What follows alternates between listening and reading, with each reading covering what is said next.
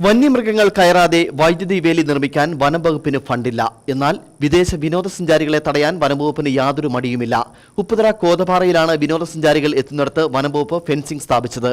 എന്നാൽ കാട്ടാന ഗതാഗത തടസ്സം സൃഷ്ടിക്കുന്ന ഭാഗത്ത് ഫെൻസിംഗ് നിർമ്മിക്കാൻ ഫണ്ടില്ലെന്നാണ് വനംവകുപ്പിന്റെ വാദം. വനം വകുപ്പിന്റെ രണ്ടു മുഖങ്ങൾ തിരിച്ചറിയണമെങ്കിൽ ഉപ്പുതറ വളകോട് കോതപാറയിലെത്തണം. ആന കയറാതെ ഫെൻസിംഗ് നിർമ്മിക്കാൻ വനംവകുപ്പിന്റെ കയ്യിൽ ഫണ്ടില്ല. ഇക്കാരണത്താൽ ഒരിടത്തും ഫെൻസിംഗ് അറ്റകുറ്റപ്പണി നടത്തുകയോ നിർമ്മിക്കുകയോ ചെയ്യുന്നില്ല. ഇത് കാരണം ജനങ്ങൾ കാട്ടാന ശല്യത്തിൽ പൊറുതിമുട്ടുന്നത് കണ്ട് വനം വകുപ്പ് ഉദ്യോഗസ്ഥർ രസിക്കുകയാണ്. ഇതാണ് വനം വകുപ്പിന്റെ ഒരു മുഖം. വനത്തിലേക്ക് സഞ്ചാരികൾ കയറിയാൽ അപ്പോൾ അവിടെ വൈദ്യുതി വേലി ഉയരും. കോതപാറയിൽ പ്രദേശവാസികളും വിനോദസഞ്ചാരികളും വാഹനം കയറ്റിയിരുന്ന പാറയിലും സമീപ പ്രദേശങ്ങളിലും പെട്ടെന്നാണ് ഫെൻസിംഗ് ഉയർന്നത്. കർഷകരെ ആന കയറാതെ ഫെൻസിംഗ് ഇടാൻ ഫണ്ടില്ലാത്ത ഉദ്യോഗസ്ഥർക്ക് സഞ്ചാരികളെ തടയാൻ ഫണ്ടുണ്ടാകും. ഇതാണ് വനം വകുപ്പിന്റെ ഇരുമുഖം. വനം വകുപ്പ് ഇരട്ടത്താപ്പ് നയം സ്വീകരിക്കാതെ സഞ്ചാരികളെ തടയാനെടുത്ത വീര്യം ആന കൃഷിയിടത്തിൽ കയറാതെ ഫെൻസിംഗ് ഇടാൻ ഉണ്ടായാൽ കർഷകർ രക്ഷപ്പെട്ടേനെ.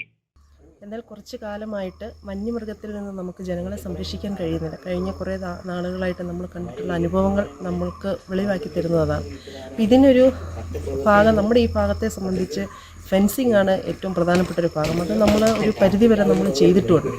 എന്നാൽ കഴിഞ്ഞ ദിവസങ്ങളിലായിട്ട് നമുക്കിവിടെ കാണാൻ കഴിയുന്നത്, നമ്മൾ ഈ വന്മാവിൻ്റെ ഭാഗത്തോട്ട് പോകുമ്പോൾ ഫെൻസ് വന്യമൃഗത്തിൽ നിന്ന് ജനങ്ങളെ സംരക്ഷിക്കുന്ന ഫെൻസിങ് ചെയ്യുന്നതിനധികമായിട്ട് ടൂറിസ്റ്റുകൾ വരുന്നത് തടയുന്നതിന് എങ്ങനെ ഫെൻസ് ചെയ്യാമെന്നതിനെക്കുറിച്ചാണ് വനംവകുപ്പ് ആലോചിക്കുന്നത്. അതിൻ്റെ ഭാഗമായി ഇവിടെ ടൂറിസ്റ്റുകാർ വരുന്ന വഴികൾ അടച്ചുകൊണ്ട്, ശരിക്കും അതിലേക്ക് വന്യമൃഗങ്ങൾ അവിടെയുണ്ട് എന്നത് ശരിയാണ്.